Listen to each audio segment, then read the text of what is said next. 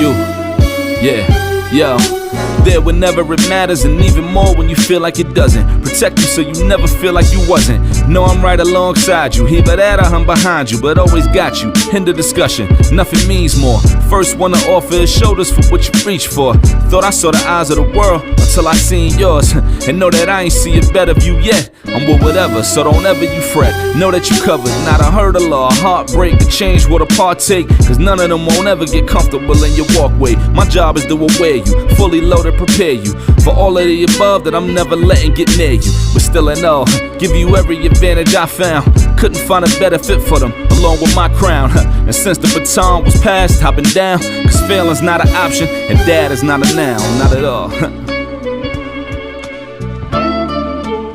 Welcome to another episode of Dad is Not a Noun. My name is Ishmael, changing the narrative for men of color and fatherhood, as well as changing the narrative on the things I care about. And today I have a great, awesome special guest with me today. I've knew this artist for a long time, going back in the days of the Love Jones experience with Goddess Jones. He's a phenomenal artist. He's been in the game for a minute. He's had hit records, like my favorite joint, Sophisticated Lady, Just a Man, Arrive, and one of my favorite, Like a Drug. That's one of my favorite. First, the most important thing, he's a devoted husband, a father of two beautiful boys, a photographer. This brother has many hands in different things, man. I have the one and only John Michael with me. How you doing, brother? Doing good, man. Appreciate that. Magnificent introduction. So thank you for that. No. I appreciate you. The question I ask all my guests, whoever comes on to the show, because I'm all about mental health, especially in our community. How's your heart?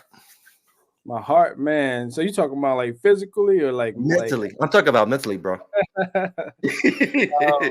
No, my heart's good, man. I'm at a good place. There's been so much learning and growth through the years, and it's funny. I remember when I was younger. I think a lot of people have different perception of who they are, and even perception of like how old they are. There's people that you see them around sometimes where they might be rocking a hairstyle from like 30 years ago, and you just like you could tell their mind is trapped somewhere.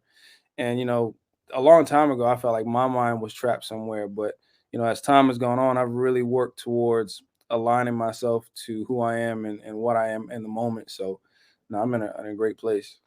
And take me to that journey. How were you able to find yourself? How were you able to get yourself into that place? Because I know being an artist, you're always transforming yourself to stay relevant in music. So what was that time for you where you was like, all right, this is me. I'm comfortable in my own skin, and I'm not going to change to go with the trend.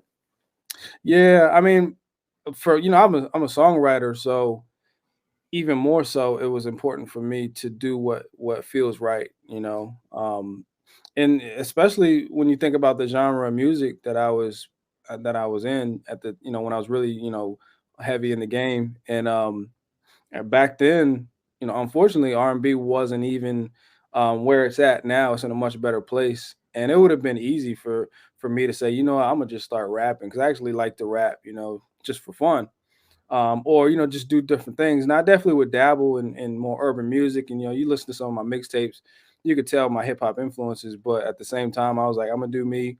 And if it works, it works. If it doesn't, at least I'm trying to be myself. And I love your sound, and I like your songwriting skills because it's unique and it's different. Like I listen to music all my life, and I can tell who's trying to emulate someone and Yeah. who's original. And you one of those rare artists that's original. So how were you able to just find yourself as an artist in your craft to stay in your lane? I think a lot of it is just because of, being a songwriter, you're in the studio a lot. So I was kind of a studio rat, and a lot of alone time in the studio. So you're really just in there by yourself coming up with ideas. So I think by doing that, it like almost automatically keeps you in your own lane, because you're not being influenced or persuaded to do this or do that. Everything that came out of my mouth was what I wanted to do. So I think that's kind of what led to that.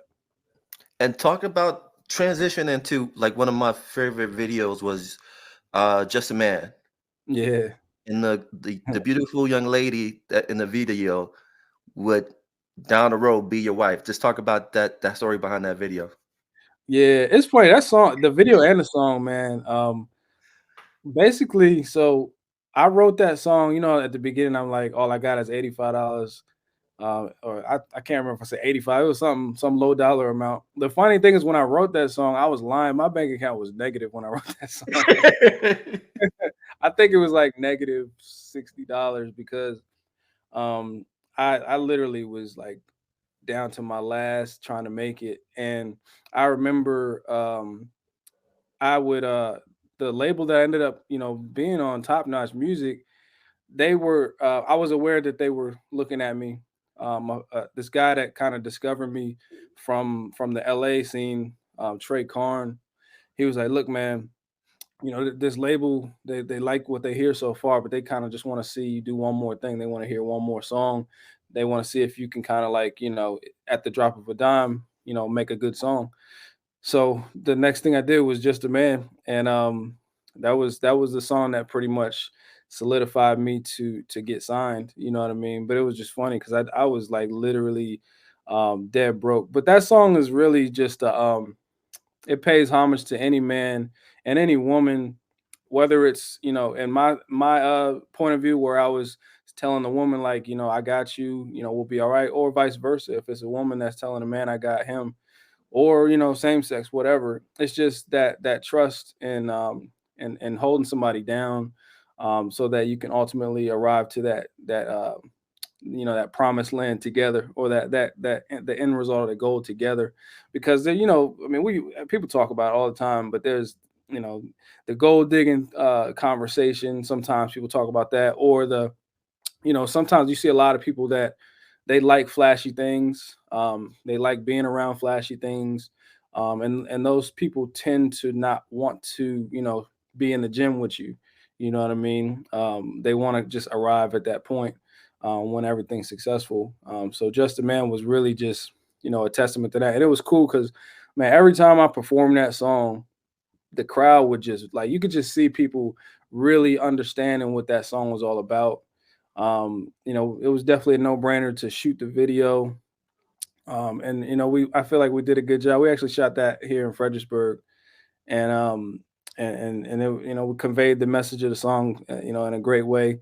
And then another funny thing about that song, I remember being at KJLH, and so the I don't know about now, but back then, Stevie Wonder owned the station, and his daughter was running the station. And I remember meeting with his daughter, and I believe Aisha, and I played her the song. I think I sang it for her, and she was like, "You know what? I usually don't do this. Like, it wasn't supposed to be played. Like, it wasn't added or nothing." She was like, "We're gonna play this right now." They put me live on air, played it, and I think we didn't even like run it like that, but by her doing that, I think for a minute it actually was like top 20 brand new release out there in LA. So it was kind of cool. It popped on the Billboard charts just like on accident. And the crazy thing about it too is that that song was one of the soundtracks to one of the reality show on VH1 too. Yeah, I think Black Ink. Yeah, yeah, a Like couple. Yeah, couple, right? yeah, because I had a licensing music license deal with Viacom. So there was quite a few. Definitely Black Ink though. I remember somebody called me. They was like, "Hey, like I'm hearing you on Black Ink right now." Right. That's But dope. it was it's from when you're the person that made it, it's like made the music. It doesn't hit the same. You know what I mean? So I appreciated seeing people's reactions, but yeah, it was definitely a successful song. But yeah, but also yeah, just talk about the story behind the video of the girl that was in the video who now is your wife. Talk about that story Oh behind that yeah, video. yeah. Well, obviously that was a model. It was a friend of mine, but it was kind of representation of my wife. You know what I mean? And I met my wife performing. Actually, I performed "Sophisticated Lady" with my band at the time and performed. She was in the audience, and like that's how I met her. So the whole genesis of our relationship is through the music for sure. Man, and that's a beautiful thing. And then, what I love was in your early music, you share intimate moments of being a single father, and you had a song called "That's Our Baby." Talk about that Yeah, song and that impact. yeah, man. That was I love that song, man. It's funny because so before my solo career took off, I was like one of the kings of the underground hook circuit. Yes. So like a lot of people don't know, and it was like soundclick.com. That was like SoundClick is actually where like Soldier Boy came from when he first hit the scene. But SoundClick was like the hotbed of talent that was unsigned. No one knew, just people trying to make it, but very talented. That's where you get your beats, you get rappers, singers, everything. Um, and I used to do hooks for this producer called Scarecrow Beats, and he was pretty. That I think it was one guy and maybe a couple other people, associate producers. They were pretty successful. They worked with Kendrick Lamar, Yeah. some other people. And I did the hook for him. He paid me to do the hook, which was "That's Our Baby." And it's funny. He was like, "This is dope," but like this wasn't really what I had in mind, because he's trying to like when you do hooks. I sing right. I write a hook, sing over it, and then he sells the beat with a hook on it. So he's typically you're selling to rappers, and his audience wasn't looking for a song about my baby, so he didn't really like. He liked it, but he didn't. He was like, "No, I'm not going. I'm not going to use this." But I was like, I loved it. Plus, it was literally about my son, my oldest son, because I got a 14-year-old boy, and then I got two younger ones with my wife now. But my 14-year-old was from the previous relationship, and unfortunately, that relationship didn't work out. But that when it comes to your children, the moment he was born, there was never a doubt in my mind that I wouldn't leave his side and I'd always be, there to protect him and raise him and just be there for my blood.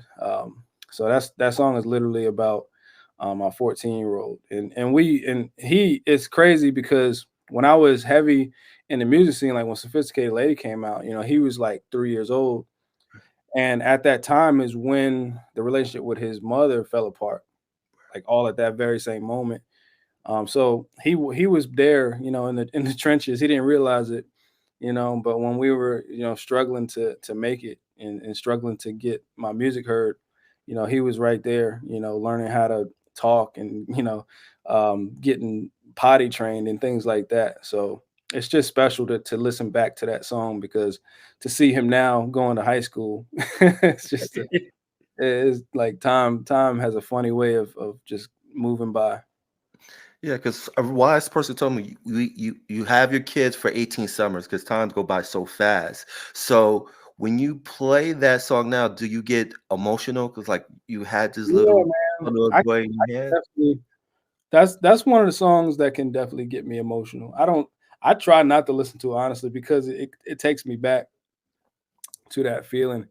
Because that song is basically talking about how scary it is and how we don't know what we're doing and we don't have any experience being parents.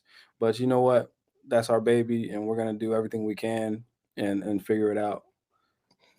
And you did figure it out. And to just talk about just what have you learned over time being a dad and now having three kids. Like, what are the things that you learn about fatherhood? Man, that's a good question, man. I mean, number one, there's no substitute for just being there because as I got older, I know most people as you get older, you start to realize that your parents were scared too, and you realize that they didn't really know what to do, and they were people in the same position that you are now. So now that you're the parent, you gotta you're thinking of like what can you cling on to or like hold on to as like a core value or like core state of your parenthood and some of it you might already have built in like some people I had great parents and some people have great things that they were taught some people have like a regiment. Like you might have a military parent that just instills in you to be, wake up early and keep your, your house clean and speak, with a strong voice. You might have someone that teaches you how to cook and survive.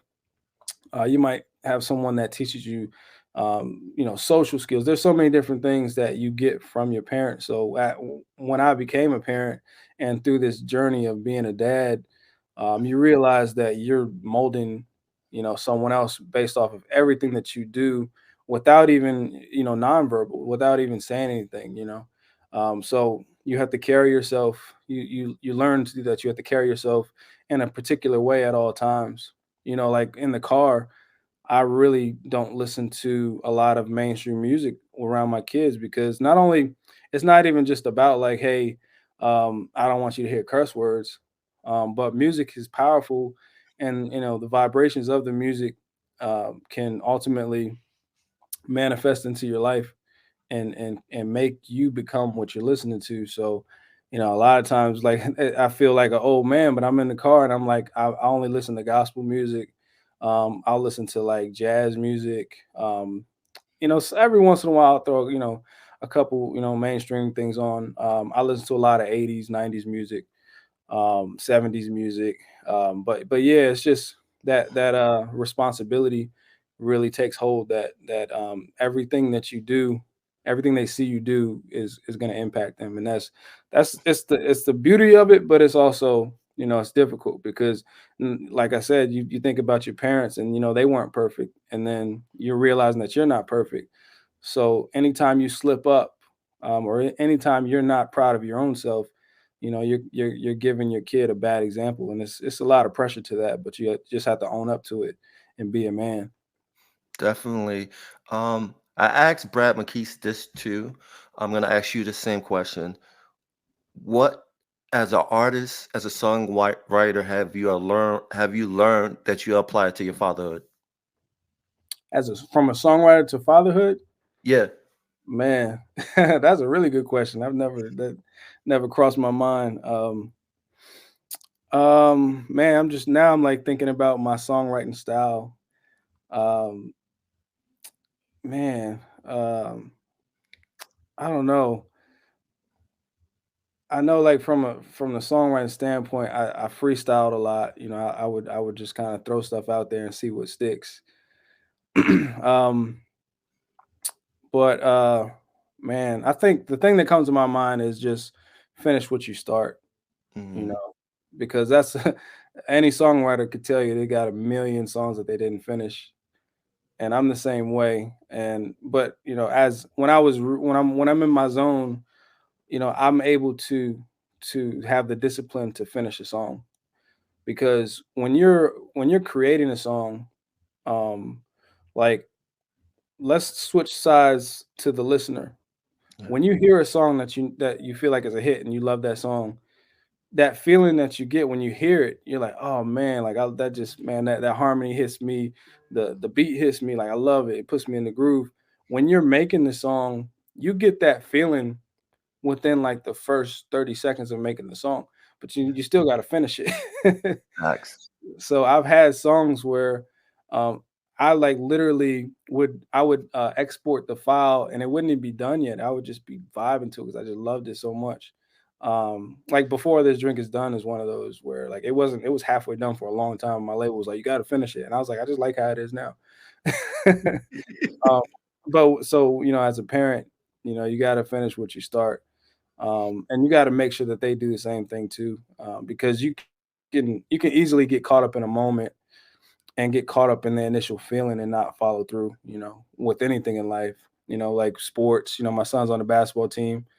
So whenever he says he wants to do something, I always remind him that if you're gonna do it, you got to finish it.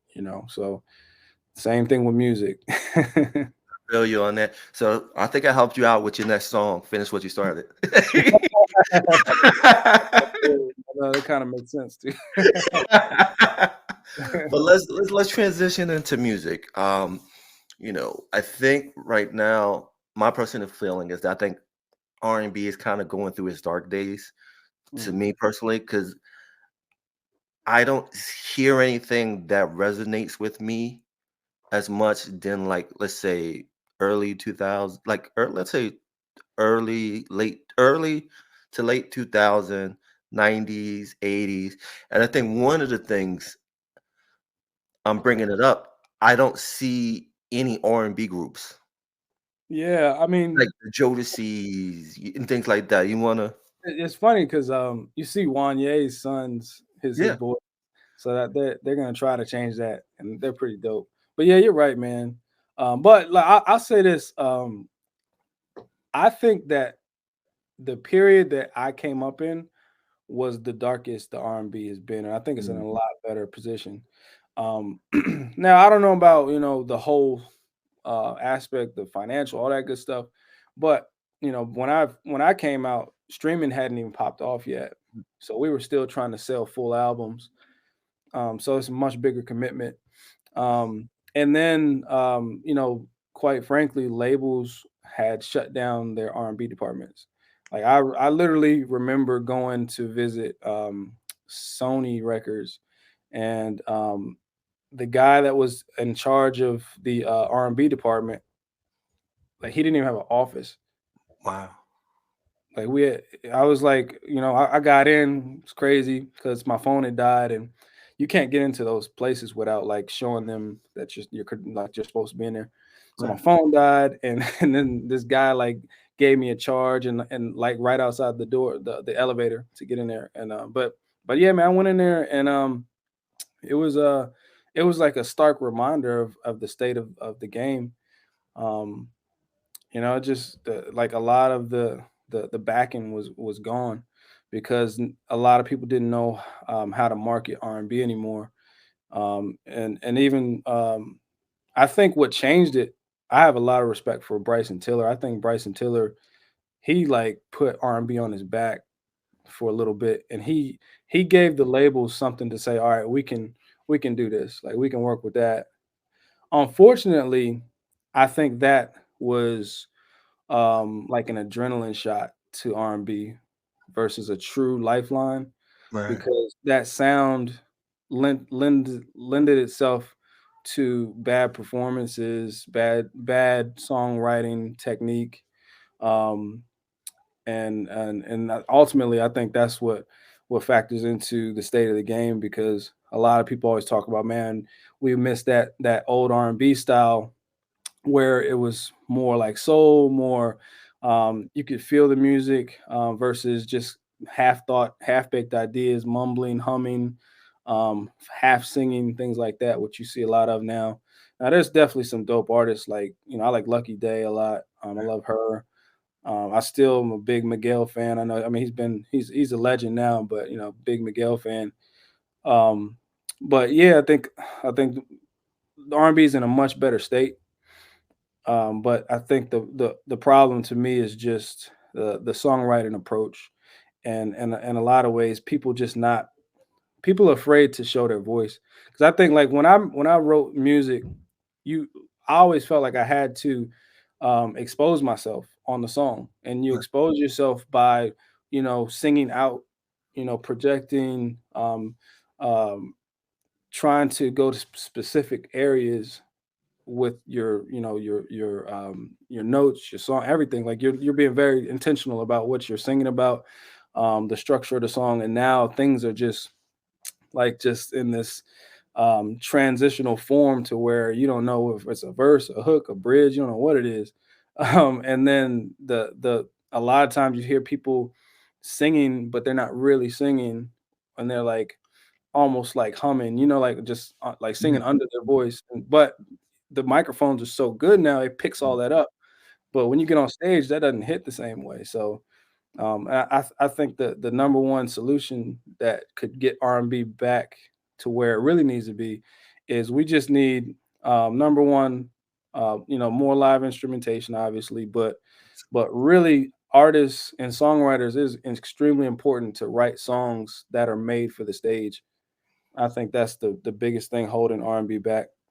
When you listen to other genres that last and tour well, the rock, the even some pop, Yeah. a lot of those songs are written and vocally produced in a way that's made for the stage. And unfortunately, a lot of R&B and a lot of rap is not made. They're not constructing these songs for the stage. They're making them specifically for the studio, and it's a result of studio magic. So that's what we need. That's I don't know if I got off the question, No, no, but you were on the money. I totally agree with you. I think what's missing was I missed those live albums. yeah, Like one of my favorite live albums was Maxwell Unplugged. That's yeah, now is out one of my favorite live albums.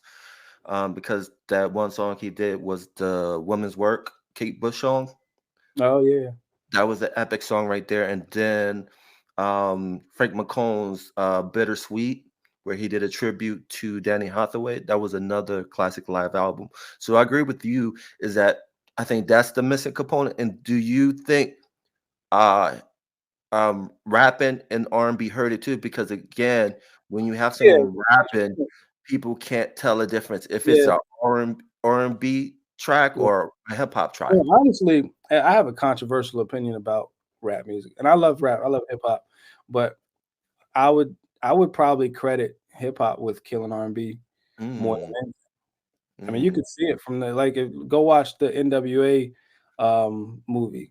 You literally watch it happen when with the disco circuit and the DJ circuit where they switched from the love jams and the slow jams to hardcore hip hop.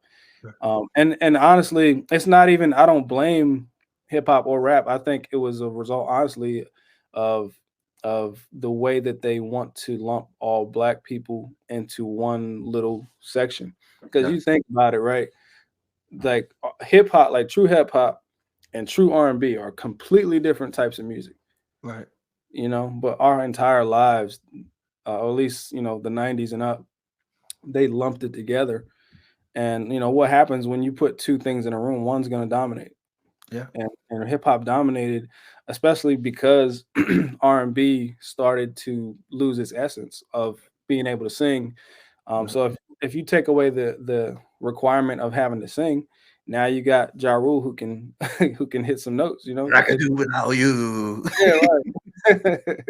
You got hip hop artists that can hold a note, and deliver a nice hook, and that literally is the problem. So we, in short, man, we need Babyface to like come back and and Real, deliver. or I know this is gonna be controversial, but have R. Kelly start writing songs for people. Yeah, man. I mean, yeah, he was a good songwriter. He was great. He wrote a lot of songs for a lot Great. of artists. A lot of songs that people think that artist wrote. That was R. Kelly. And again, I don't condone the things that R. Kelly sang, so I'm going to put it out there. I don't want people to say, "Oh my God, R. Kelly." No, Yeah, no, yeah. that's not the case. You know what I'm saying? But also in a historical sense, it's like the first kind of fusion of R&B and rap was Shaka Khan. I feel for you, because the one that Yeah, would say Shaka Khan, that was Melly Mel. yeah, that's true. That's true. And the funny, I think it was on a hip hop documentary, but it's funny because back to like the conversation about how hip hop and R&B were like forced to live inside the same t-shirt since the 90s. Um, when remember disco got burned out Yeah, and everybody didn't want disco anymore. But the true history of that is that the backlash towards disco was really motivated by racism, and people didn't like the music because they didn't like they just wanted the good old sound back, yeah, you know. But by putting disco out, hip hop was created, yeah. which is really interesting when you look at that. I can't remember the documentary, but they've laid it all out there.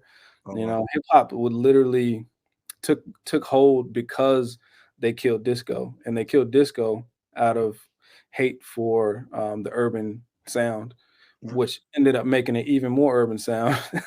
Really um, but then they lumped this up back together and forced us to live in the same thing. On the radio stations, it's hip hop and R&B. You don't hear no radio station that is heavy metal and pop. You would never no, hear nothing like no.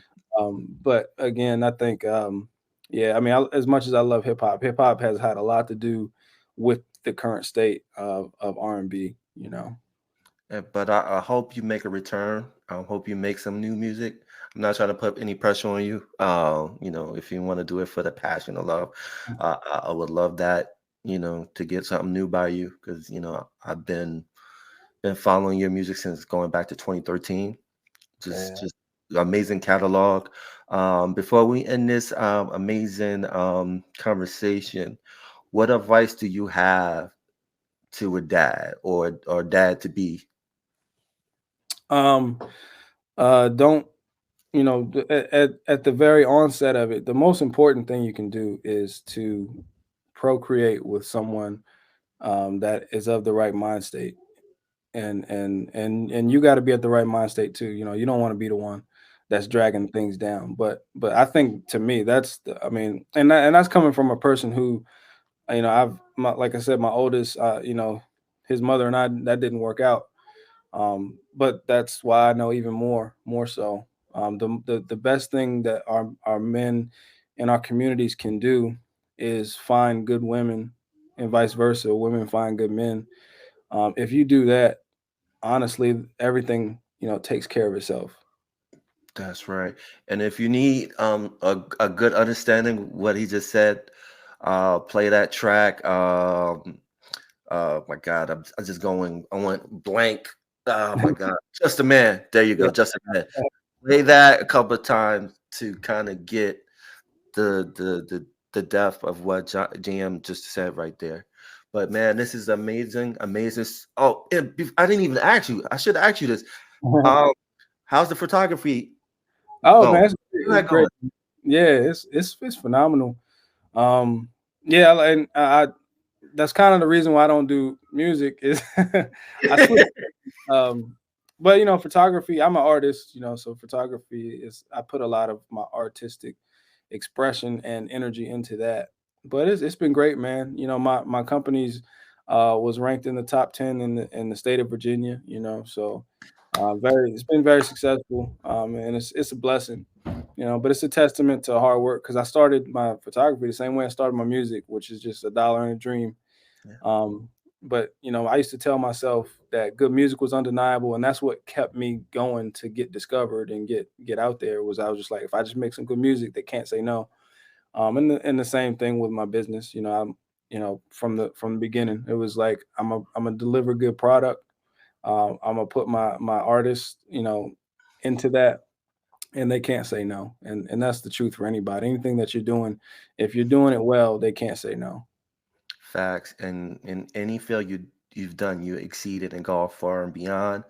Um, how can people find you if they want to link up with you with photography or like, let's say down the road you decide, yeah, I'll do a single or Yeah, something like man. So I do keep my Instagram for my music just to kind of like have a little home base for that. Obviously Facebook as well. So Facebook/John Michael. Instagram is John Michael R&B, but the N instead of the and sign. And then my photography is the business name is Michael Ellis Photos. My middle name is Michael, which John Michael, that's where it comes from. And then my wife's maiden name was Ellis. I thought Ellis was a cool name, and I was like, look, since you're taking my name, let's put this name to use. So, that's um, so, dope. so michaelellisphotos.com. You can hit me up there, and book with me. Dope, dope. And this has been another amazing conversation. I appreciate you for coming on, and we're out. Peace.